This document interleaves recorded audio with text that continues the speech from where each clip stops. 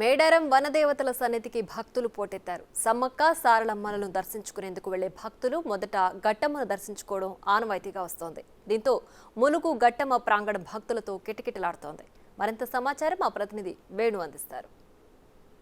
మేడారం మహాజాతర దగ్గర పడుతున్న కొద్దీ అమ్మవార్ల దర్శనానికి భారీగా భక్తజనం తరలి వస్తున్నారు. ప్రధానంగా వరంగల్ నుంచి మేడారం వెళ్ళేటువంటి ములుగు వద్ద ఉన్న గట్టమ్మ తల్లి ఆలయం వద్ద కూడా భక్తజనులు భారీగా వస్తూ అమ్మవార్లకు తొలి పూజలు అందిస్తూ ఆ తర్వాత మేడారం వెళ్ళి సమ్మక్క సారలమ్మ దర్శించుకొని మొక్కులు చెల్లించుకుంటారు. ప్రస్తుతం గట్టమ్మ వద్ద తొలి పూజలు చేసినటువంటి ఒక కుటుంబం ఉంది. ఒకసారి వార్త మాట్లాడదాం. చెప్పండి, ఎట్లా ఉంది? మేడారం జాతరకు వచ్చారు, ఈ గట్టమ్మ దగ్గర ఏమేం చేశారు, ఎట్లా అనిపిస్తుంది జాతర? చాలా బాగుందండి. ప్రతి ఇయర్ వస్తూ ఉంటాము ఇక్కడికి, ఇట్లా అందరు ఫ్రెండ్స్ కలిసి. ఆల్రెడీ 15 days బ్యాక్ ఒకసారి మేము అందరం వచ్చి వెళ్ళాము.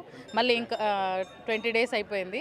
మళ్ళీ ఇంకో ఫ్రెండ్ కూడా ఇవాళ ఇన్వైట్ చేసింది. అందరం కలిసి సరదాగా అలా అమ్మవారితో దర్శించుకున్నట్టు ఉంటుంది. అలానే ఇదొక విహారయాత్రలాగా మా అందరికీ ఉంటుందని ఫ్రెండ్స్ అందరం కలిసి ఎంజాయ్ చేయడానికి వెళ్తున్నామండి. ఇప్పుడు ఫస్ట్ ఇక్కడ గట్టమ్మ దగ్గర ప్రతిసారి వెళ్ళే ముందు గట్టమ్మని దర్శించుకొని వెళ్ళడం ఆనవాయితీ. ఫస్ట్ గట్టమ్మని దర్శించుకున్న తర్వాతనే అమ్మవార్లను దర్శించుకోవాలనేది ఉంది. అందుకే ఎప్పుడు వెళ్ళినా ఫస్ట్ ఇక్కడ ఆగి సమ్మక్క సారలక్క దర్శనం జరుగుతుంది. ఫస్ట్ ఇక్కడ ఈ వనదేవతలను వెళ్ళే ముందు ఇక్కడ కొబ్బరికాయ కొట్టి అక్కడికి వెళ్ళిన తర్వాత మన ఇష్టం ఎవరేది మొక్కుకుంటే అక్కడ చేసుకోవడము సాంప్రదాయం జరుగుతుందండి. సమ్మక్క సారలమ్మ అంటే మహిళా శక్తివంతమైన దేవతలు, నిజంగా వాళ్ళ మహిమ ఉందా? ఎట్లా అనిపిస్తుంది దర్శనం చేసుకుంటుంది?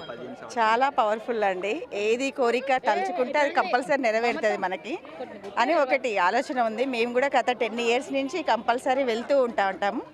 ఇప్పుడు కూడా దర్శనానికి అని ఇది 2 times వెళ్ళడం, ఇది రెండోసారి వెళ్ళడం.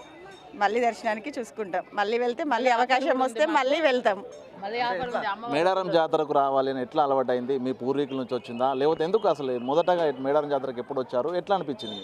నా చిన్నతనంలో విన్నా అండి, చాలా అప్పటి నుంచి అలవాటై కంపల్సరీ వస్తూనే ఉన్నాము. అనుకున్న కోరిక నెరవేరుతూ ఉంది చాలా బాగా. అందుకే కంపల్సరీ ప్రతి 2 yearsకి ఒకసారి కంపల్సరీ దర్శనానికి అయితే వస్తాము. మళ్ళీ ఒక కోరిక కోరుకుంటాం, మళ్ళీ నెరవేరుతాం, మళ్ళీ 2 years తర్వాత మళ్ళీ అలా కంపల్సరీ. చెప్పండి, ఎట్లా ఉన్న ఏర్పాట్లు గతంలో జరిగిన జాతరకు ఇప్పుడున్నటువంటి ఏర్పాట్లకు తేడా అనిపిస్తుందా? ఎట్లా ఉన్నాయి ఇక్కడ ఏర్పాటు? అంటే ఇప్పుడే కదా గట్టమ్మకు వచ్చింది, అక్కడికి పోయాక చూసినాక తెలుస్తుంది మనకు. గత 15 సంవత్సరాలకి వెళ్ళి మనం దర్శనానికి వెళ్తున్నాం. ఇప్పుడే గట్టమ్మ దగ్గర ఇంత రష్ ఉంటే రేపు మనకు సమ్మక్క దగ్గర ఎంత రష్ ఉంటుంది ఏందో చూడబోతున్నాము. కాకుంటే ఈసారి ప్రజలు కూడా ఇంకా ముందే దర్శనానికి వస్తున్నారు, కంట్రోల్ కాలేకపోతుంది.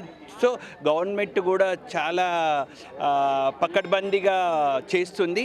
ఈ గవర్నమెంట్ కూడా మనం హ్యాట్సప్ చెప్పాలి, ముందు జాగ్రత్త తీసుకుంటుంది. కాబట్టి ఇదివరకు ఏమన్నా కోరికలు తీరినాయా? ఎట్లా ఉంది మేడారం అమ్మవార్ల? మేడారం అమ్మవారు అంటే మనకు ఇంటి అమ్మవారు లెక్క అండి. మంచి దర్శనం అవుతుంది.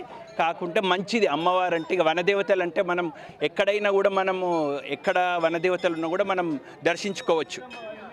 చూసాము పూర్తిగా భక్తులు మేడారం అమ్మవారి దర్శనంకి వచ్చే భక్తులు తొలి పూజలు గట్టమ్మ తల్లి దగ్గర తొలి పూజలు అందిస్తారు. ఆ తర్వాత వెళ్ళి మేడారం అమ్మవార్ల దగ్గర ప్రత్యేక పూజలు మొక్కులు చెల్లించుకున్నారు. వాళ్ళు చూస్తుంటే మాత్రం ప్రధానంగా కొన్నేళ్ల నుంచి కూడా ఇప్పటికీ ఇక్కడ ఉన్నటువంటి సౌకర్యాలు కూడా మెరుగుపడ్డాయి. దాంతోపాటుగా అమ్మవారిని దర్శించుకుంటే కోరిన కోరికలు తీరుతాయంటూ కూడా భక్తులు అభిప్రాయం వ్యక్తం చేసిన పరిస్థితి. వీడియో జర్నలిస్ట్ సంతోష్తో వేణు బిగ్ టీవీ, గట్టమ్మ ములుగు.